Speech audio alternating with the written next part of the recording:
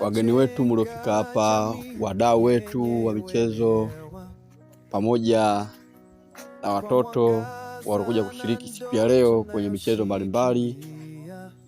Niseme nimefurahi kuona kwamba watoto wanahamasika kushiriki kwenye michezo na wadau pia wanahamasika kusapoti na kuiunga mkono michezo.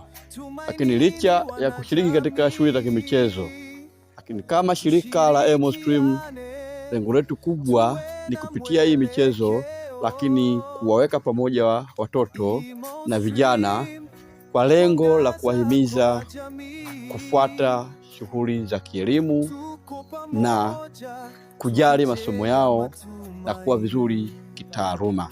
Hilo ndio lengo kuu, na taaluma pamoja na elimu ndio msingi na ndio ngao kubwa ya mafanikio na ndio tija kubwa ya taifa letu.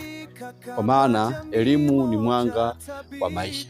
Unapokuwa na elimu au unaposoma au unapoelimika, hata kwenye shughuli za kimichezo utafanya vizuri na utafika mbali, kwa sababu utakaposhiriki kwenye michezo utaenda kukutana na watu wa aina mbalimbali, wanaongea lugha za aina mbalimbali, na utaenda kusaini mikataba ya aina mbalimbali, hasa kwa lugha za Kiingereza.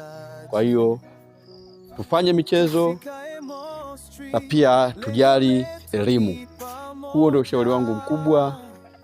Kwa hiyo niwapongeze kwa mlioshiriki mpaka tukafanikisha shughuli zote za kimichezo, bali nahimiza kwa wale ambao wanaosoma waendelee kusoma na wazingatie elimu na wazingatie masomo, kwa asije wakaacha michezo, wafanye na elimu waizingatie na waishike.